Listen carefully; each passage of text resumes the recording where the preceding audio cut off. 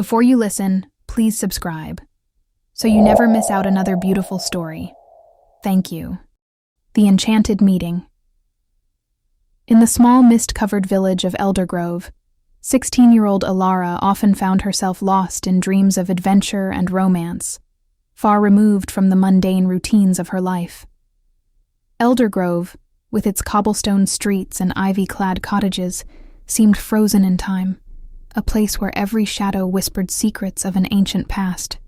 One fateful evening, as the sun dipped below the horizon and the village was bathed in twilight, Alara ventured into the forest that bordered Eldergrove. Drawn by an inexplicable pull, she wandered deeper than ever before, until she reached a secluded glade illuminated by the soft glow of fireflies. There, standing amidst the ethereal light, was a young man of striking beauty. His raven-black hair contrasted sharply with his pale, almost luminescent skin, and his eyes, a piercing shade of blue, seemed to hold the secrets of the universe. "Who are you?" Alara whispered, unable to tear her gaze away. The young man smiled, a mix of sadness and enchantment in his expression. "My name is Lucian, and you, Alara, have found me, and that makes me—" He doesn't finish his sentence. He looks serious, but also in a good mood. Alara gets a warm feeling, like she has never experienced before. She doesn't know what's happening to her. Who is he? And what does he do with her? She feels confusion, but also warmth. He makes her curious. She wants to go home. Well, yes, but Head tells her she has to go. But her curiosity is too great. She can hardly contain herself. He looks so good, but somehow it doesn't feel right. She doesn't know what it is. There is enormous appeal. His hair hugs his face so beautifully. His eyes are so bright. And no one has ever looked at her like that before. She smells his scent through the breeze. He smells great. It's magical. He asks her for a walk, no matter how much she wants to come along. She's not that kind of girl who just goes along with a stranger just to go for a walk, late at night. She hesitates. Lucienne notices her hesitations. A strange, indefinable sound comes from the darkness of the forest. Both Alara and Lucienne looked up. Lucian was on his guard. Although he told her somewhat bossily that it was time to hurry up, she found it pleasant and protective. He didn't ask any more, and took her hand.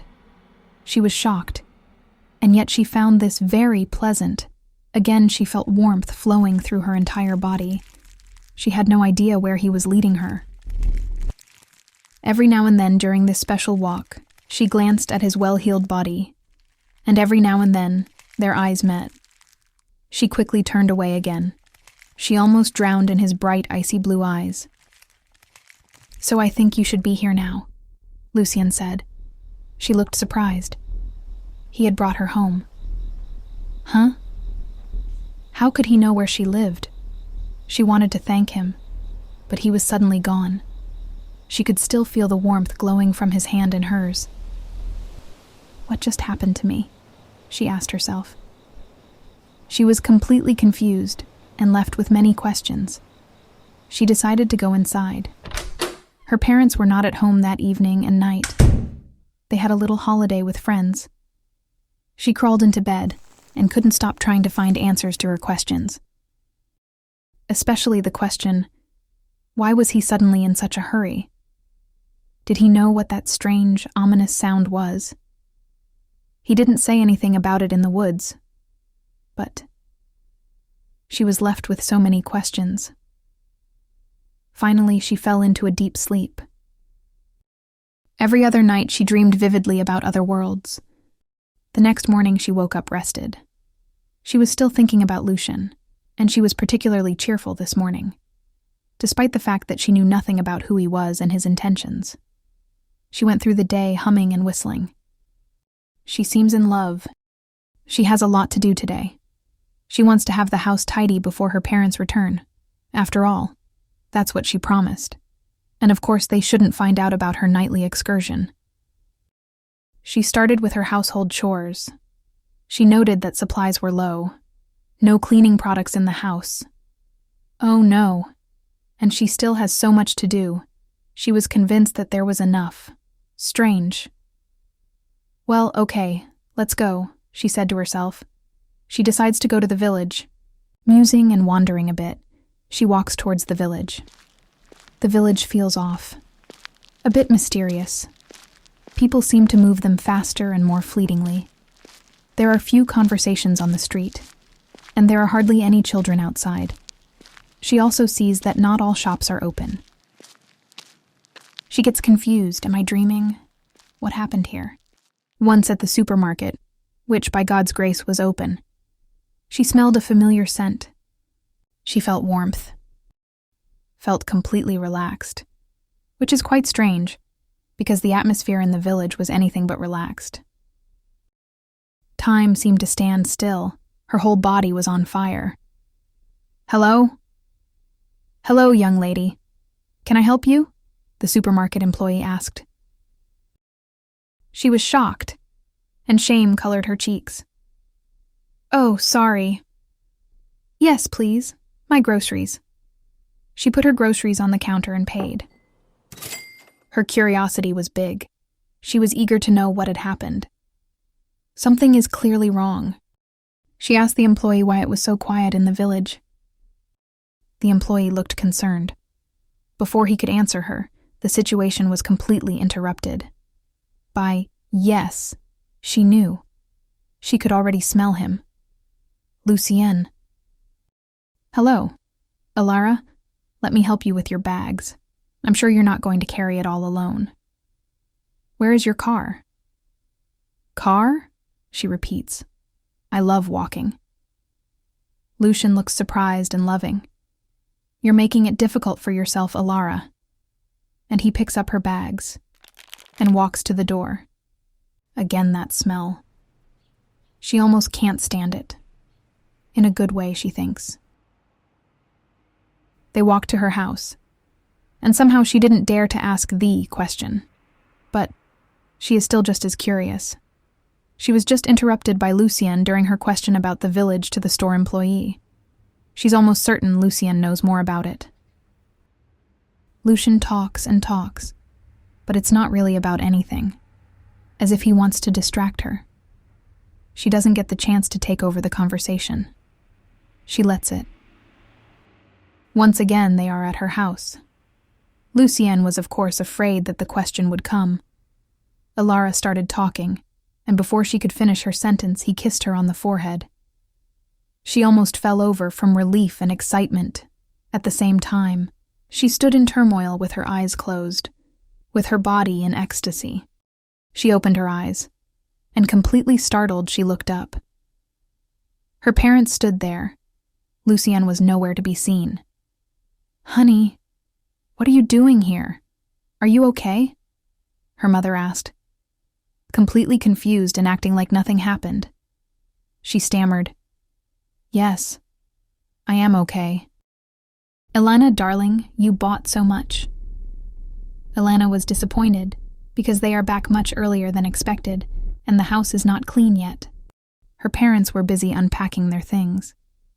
Her father went to read the newspaper, and her mother rushed towards the chores around the house, as if she was looking forward to cleaning the house. Ilana, honestly, had better things to do than clean the house. She went to her bedroom and grabbed her diary. She loved writing outside in nature, and that's what she was going to do. She packed her bag and went out.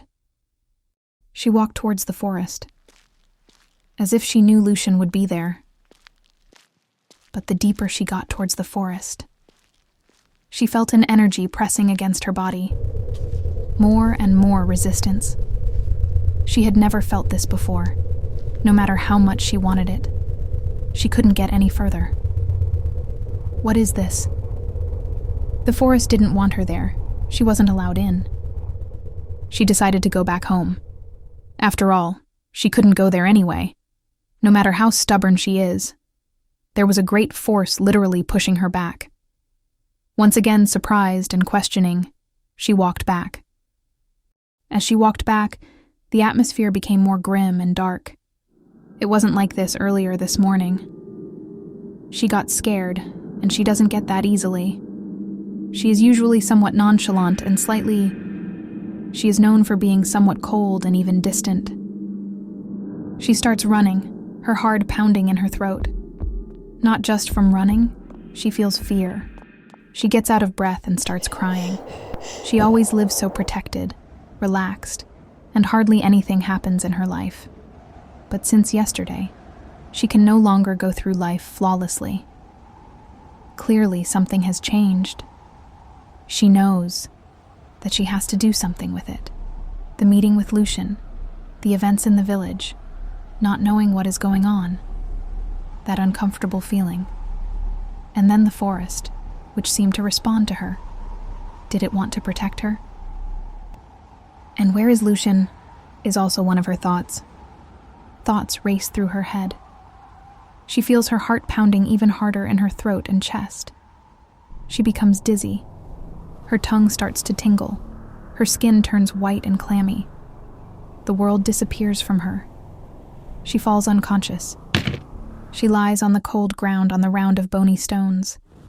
It is raining. The wind blows harshly past her sparingly dressed body. She just won't wake up. While it starts to rain harder and harder, she almost seems to drown in the rain puddle. And after some time, she woke up. Suddenly she wasn't outside anymore, but in a strange place, where she had never been before. She felt weak.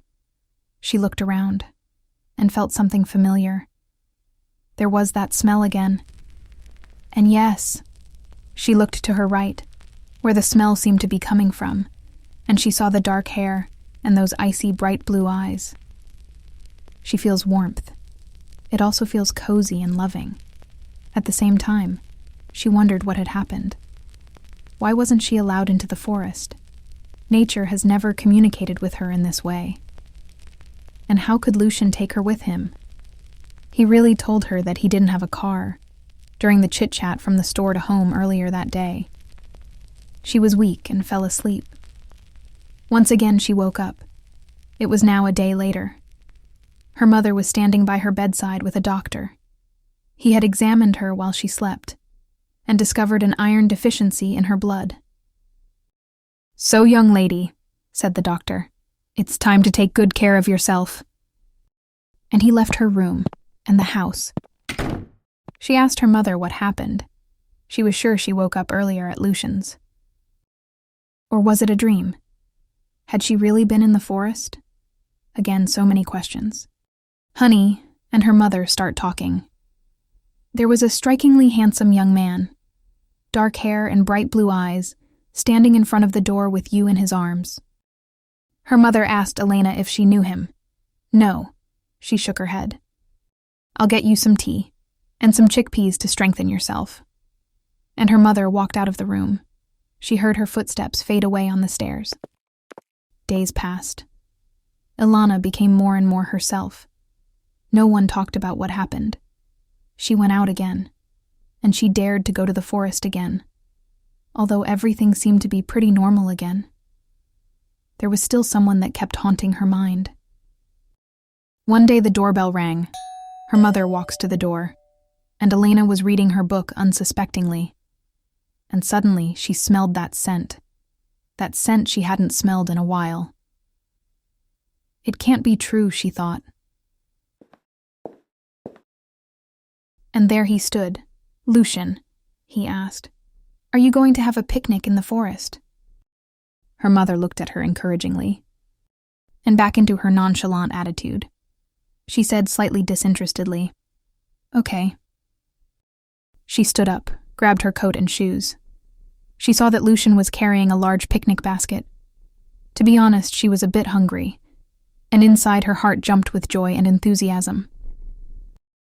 Not so much about the picnic basket, but for the surprising fact that Lucian asks her out. And of course they headed for the forest. It was bright and pleasant outside. The dark atmosphere seemed to have disappeared completely. She decided not to ask anymore. After all, she didn't know whether it was reality or a dream. They found a spot in the forest, He had a somewhat sturdy blanket with him. Em invited her to sit on his blanket. Very easily, they started talking to each other. The atmosphere was pleasant and cozy.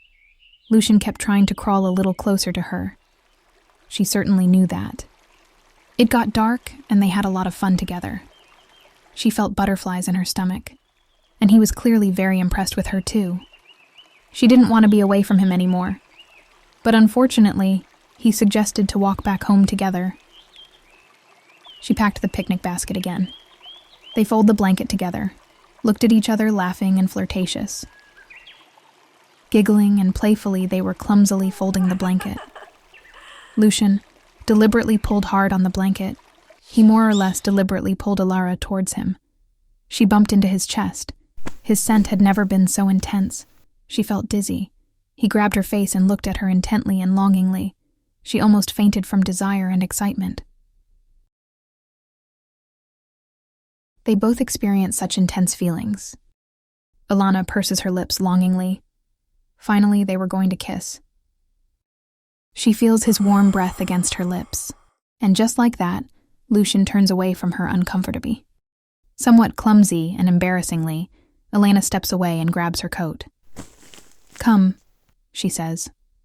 "Let's go."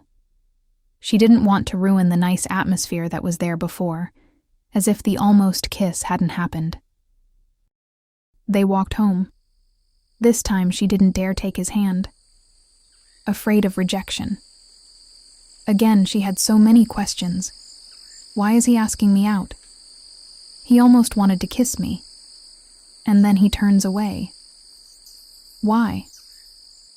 When they arrived at her house, the front door is already open. Her mother is working in the garden. She decides to give Lucien a friendly wave. Thank God her mother was outside. This way she didn't have to think again about a possible kiss. It feels like a forbidden love.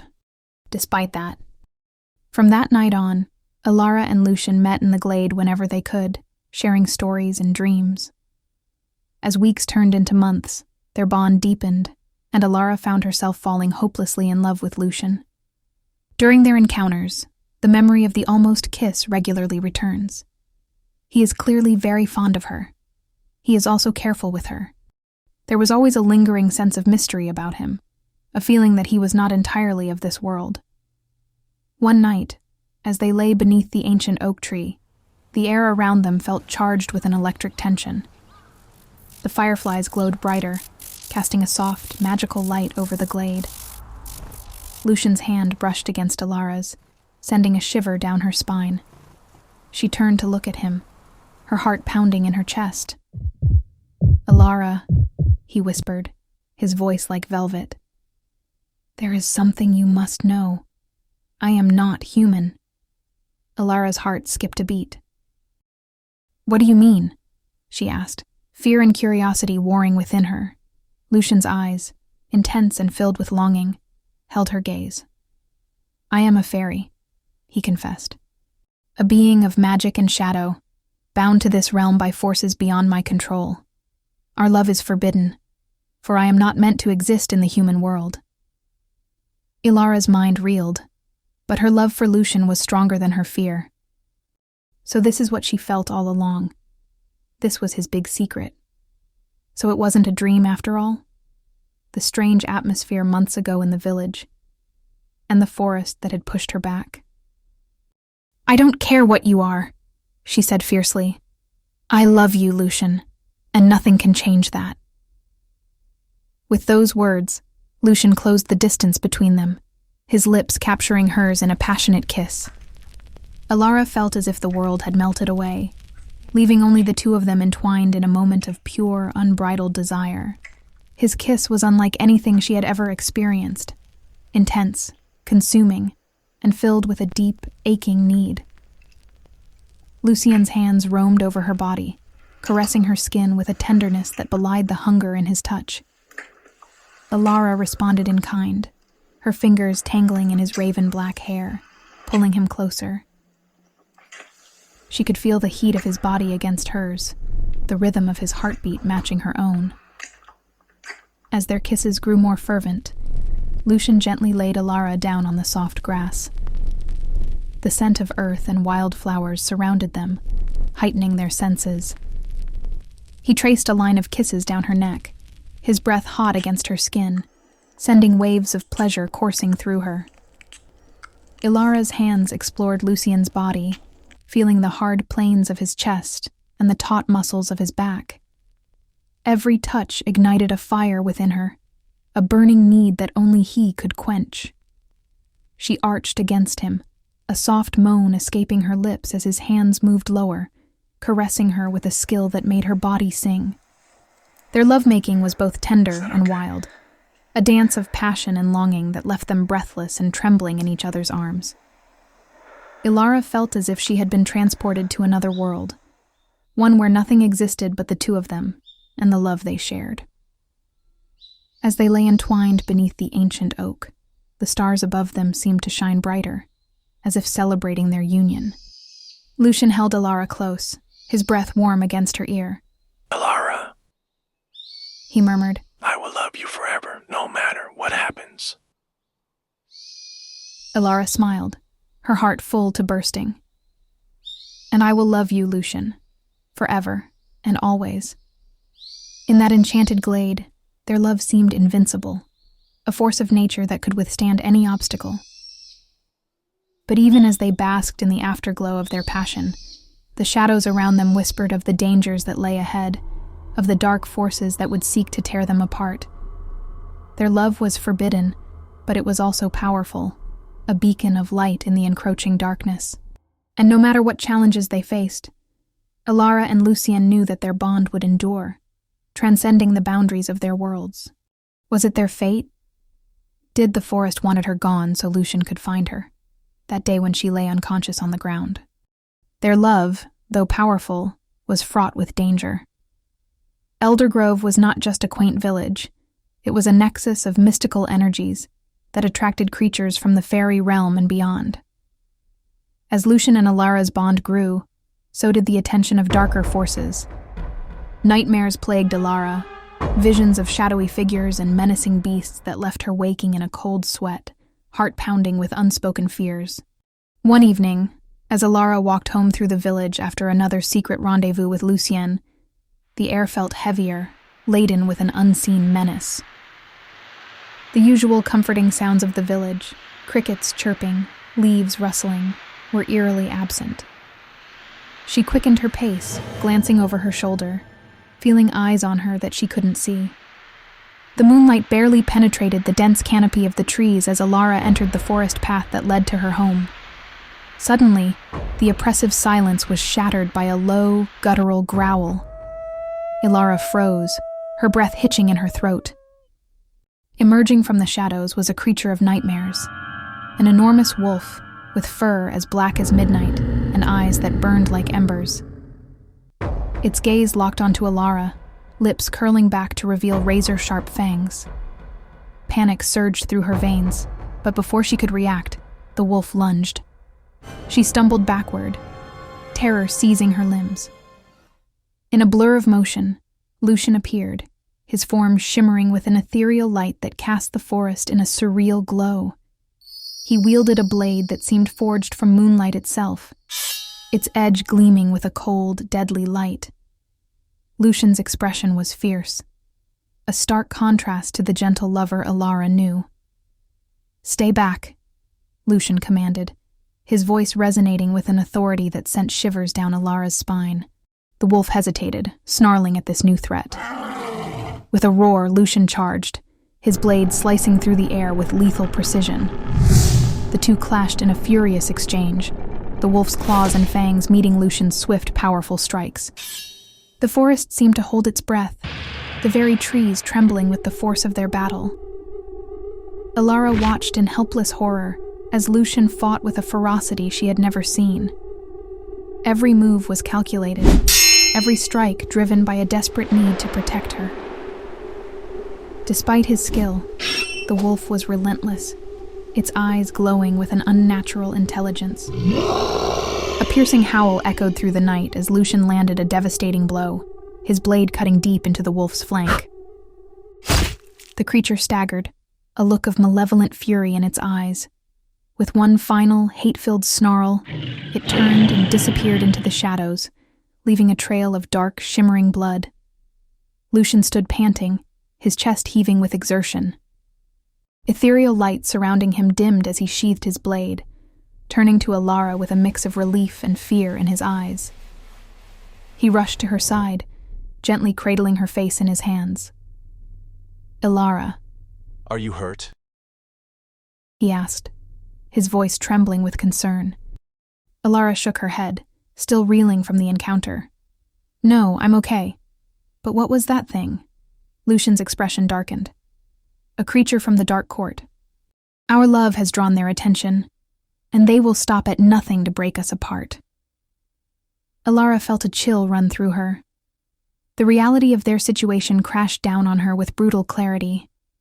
Their love, as beautiful and powerful as it was, had made them targets for forces far beyond her understanding.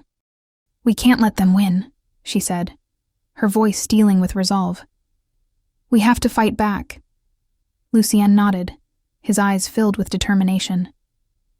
"We will, Alara, but you must be careful. The Dark Court is ruthless and cunning.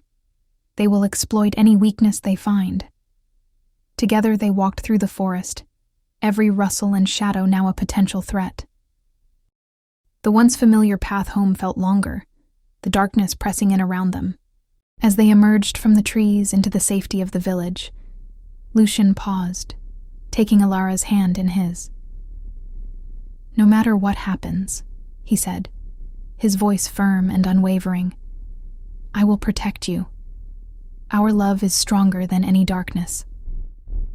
Alara squeezed his hand, drawing strength from his words. "And I will stand by you, Lucian.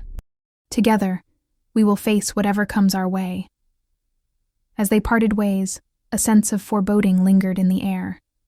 The shadow of the Dark Court loomed over them, its presence a constant reminder of the peril they faced.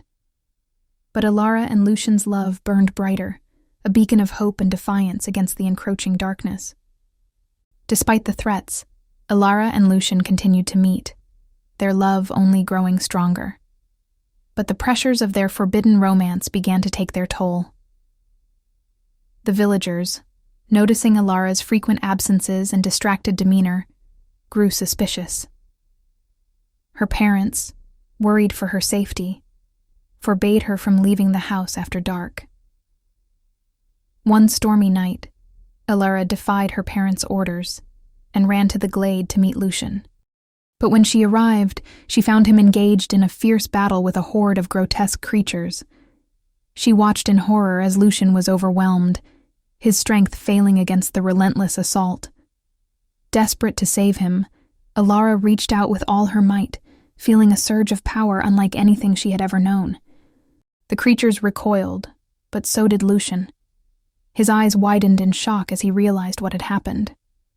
"No, Alara," he cried. "You cannot use this power. It will change you." But it was too late. The power that Alara had unleashed was ancient and dark, and it began to transform her from within. Her eyes glowed with an unnatural light, and her skin took on a cold, marble-like texture. Lucian was heartbroken. His human, vulnerable Alara underwent a transformation, and he was afraid of the outcome. Would she survive? Is she strong enough? Alara saw flashes of darkness passing by. She felt the atmosphere she noticed months ago in the village, but suddenly this felt good but in a dark way. Days turned into weeks, and Alara's transformation became more pronounced. She could feel the darkness within her growing, consuming her humanity bit by bit. Lucian did everything he could to conceal it from the outside world, especially for her parents. Her mother was not downstairs much. She was in bed a lot. Her father was away from home a lot. Alara was kept inside as much as possible by Lucian. On a full moon, he tied her up against his will. He loved her so much. He wanted to protect the village from her. But actually, he wanted to protect her even more from her own actions. She could never live with the fact that she would hurt another living being. It would destroy her. Lucian, devastated by what had happened, vowed to find a way to save her. He spent every moment researching ancient texts and seeking the counsel of wise Fae elders, hoping to reverse the curse. Ilara, now a being of immense power, struggled with her new identity. She loved Lucian with all her heart, but the darkness within her made it difficult to control her emotions. Fearful of hurting him, she began to distance herself. One evening, Lucian found Ilara standing at the edge of the forest, her eyes filled with sorrow. "Ilara," he pleaded, "don't give up on us. I will find a way to save you." Tears streamed down her face as she shook her head. "Lucien, I am no longer the girl you fell in love with. This darkness, it's changing me into something dangerous. Ilara, our love is stronger than any curse. We will find a way." Determined to save Ilara, Lucian set out on a perilous journey to the heart of the Dark Court, where he believed the source of the curse could be found. The path to the Dark Court was treacherous, lined with ancient traps and guarded by fearsome creatures. The air grew colder and the light dimmer as he ventured deeper into the realm of shadows. Along the way, Lucien encountered other mystical beings, some allies, others foes. He fought against dark spirits that tried to ensnare him with illusions and faced off against monstrous beasts that emerged from the shadows. Each battle tested his resolve and strength, but his love for Ilara kept him going. Meanwhile, Ilara's struggle with the darkness intensified. She began to have visions of destruction and chaos, and her once gentle nature was overshadowed by a growing hunger for power. She would wake up in strange places, her hands stained with blood from creatures she didn't remember fighting.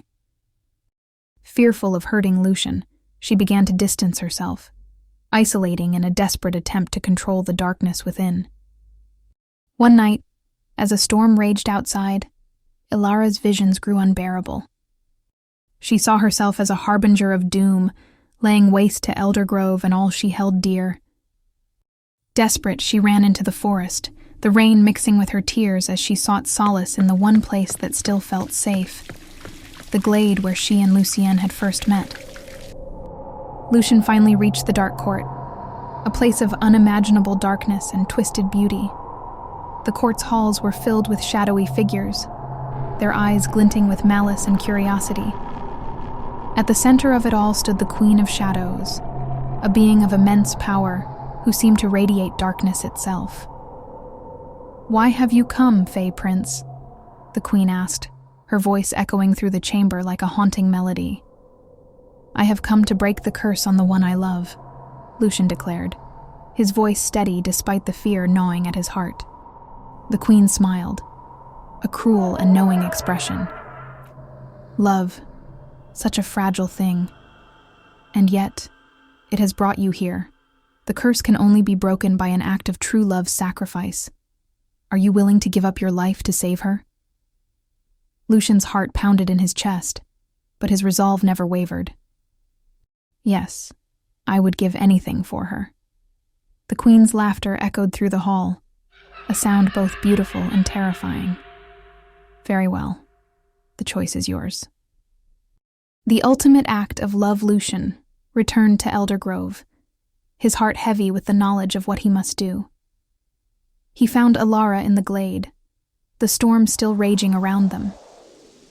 She looked at him with eyes filled with both hope and despair. "Ilara," he said softly, "I know how to save you, but it will come at a great cost." She looked at him, her heart breaking at the pain in his eyes. "What do you mean, Lucian?" He took her hands in his, the warmth of his touch contrasting with the coldness of her skin. "The curse can only be broken by an act of true love's sacrifice. I must give up my life to save you." Ilara's eyes filled with tears. "No, Lucian, I can't let you do that. I won't lose you." Lucian cupped her face, his eyes filled with love and determination. Ilara, our love is stronger than any curse. If my sacrifice can free you from this darkness, then it is worth it.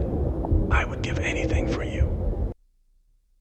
With a heavy heart, Ilara agreed to the plan, knowing that Lucian's sacrifice was their only hope.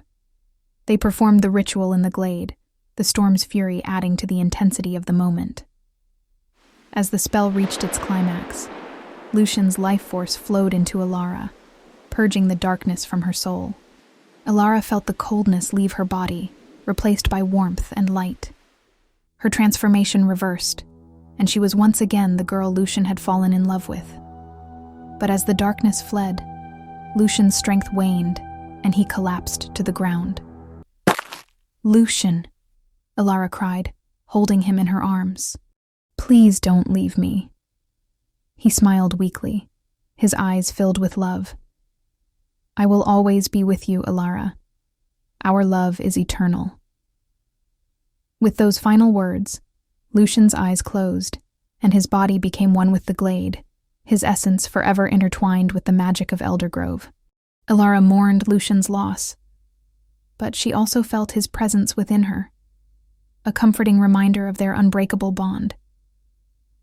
She dedicated her life to protecting Eldergrove and its magical inhabitants, honoring Lucian's memory by ensuring that love and light prevailed over darkness. The villagers of Eldergrove, once unaware of the mystical forces around them, came to respect and cherish Alara as a guardian of their home. She became a legend, a symbol of the enduring power of true love. And so, the story of Alara and Lucien became a timeless tale, whispered among the trees and echoed in the hearts of those who believed in the magic of love, a love that transcended time, space, and even death. The glade where they first met became a place of pilgrimage, a testament to the sacrifice that saved Eldergrove and the love that would never die. Days passed, until one day Elena was doing some shopping in the village. She bought a loaf of bread at the bakery and took it to a cozy bar in the middle of Eldergrove. She hadn't been outside in days. Her mother feels very sorry for her, so she asks her to go get a loaf of bread, just so she went outside again. There was enough bread. But Alara didn't know that. She didn't pay attention to anything. She was jet grieving. Lucian kept running through her head. She didn't feel his presence at all. She has experienced supernatural emotions, and now she was just a human being again, free from darkness. But she had hoped that she could feel his presence more. She feels an enormous loss, an indescribable emptiness, a storm of tears that seem to be constantly pressing ready to pour out of her eyes. And everyone in Eldergrove gets on with life. She looks around, sitting in the cafe, next to the window where some small, carefully cared-for plants are shining in the morning sun, which shines in so beautifully. Normally, she would enjoy this. Now they're just plants.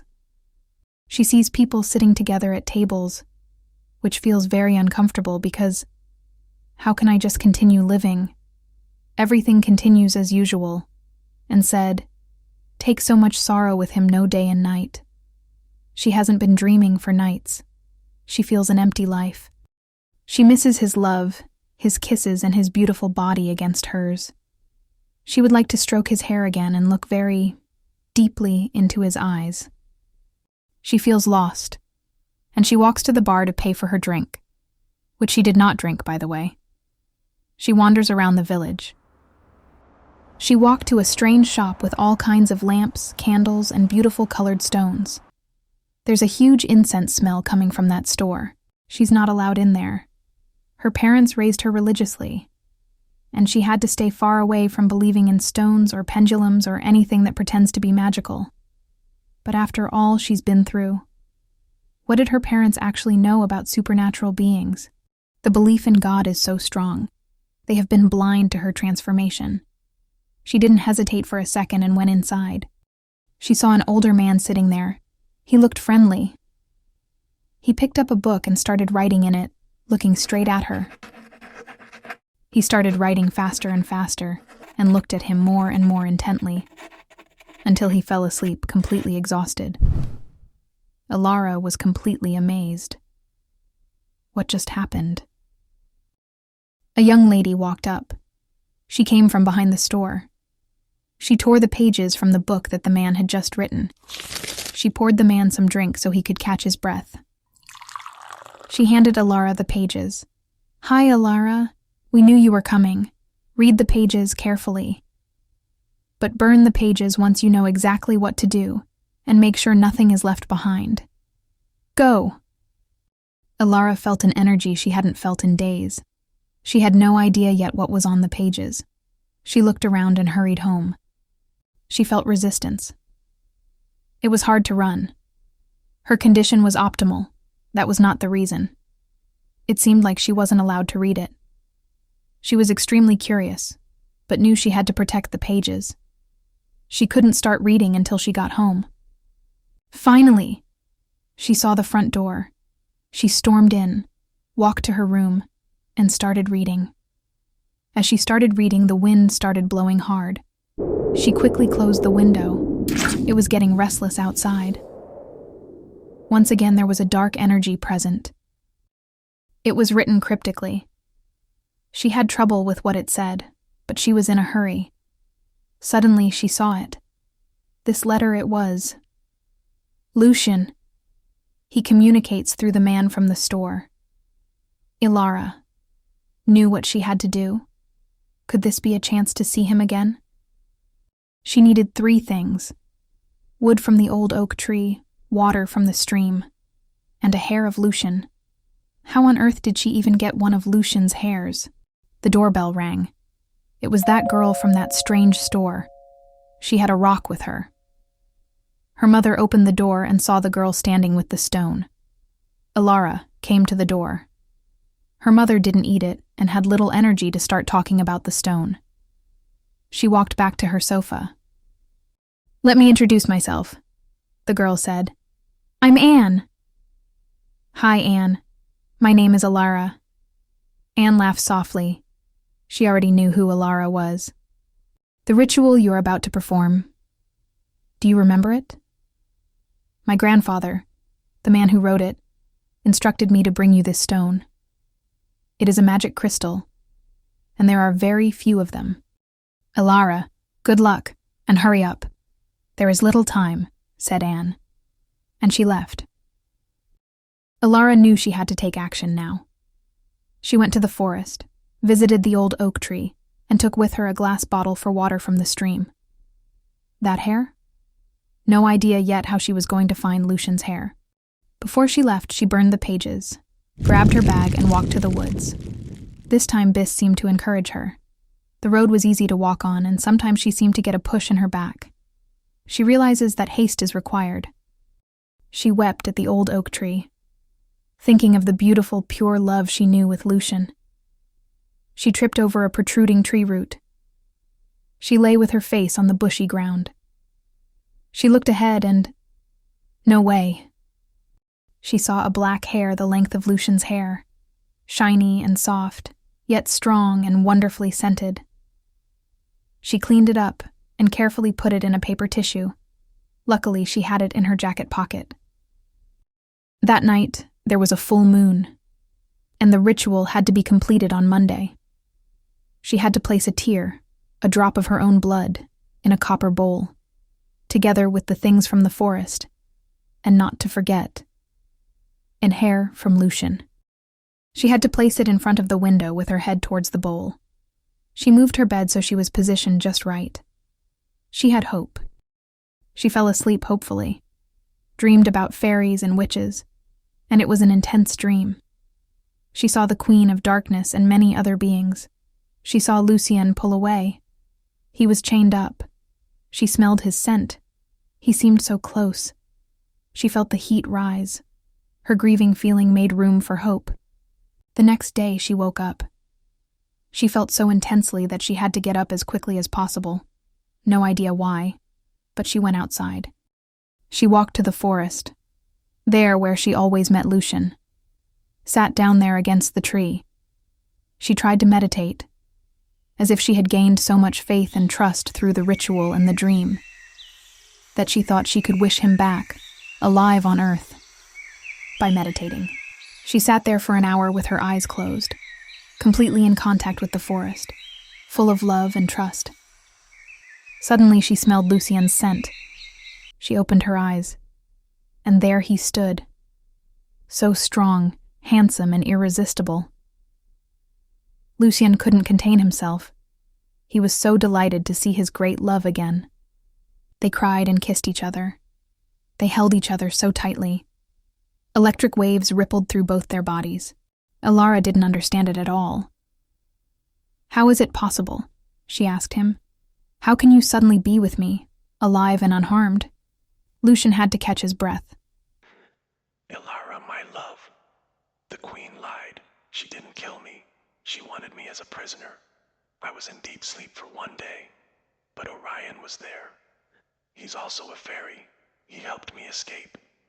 He made a deal with the Queen of Darkness. You had to prove your love, and you did it, Alara. What we feel goes far beyond anything that ever resembled love. They made love under the old oak, so intense, merged with each other. She felt his presence in every fiber of her body. They would live happily ever after, right? There will be a part 2. Please subscribe to my channel. Sleep well. Thank you for listening.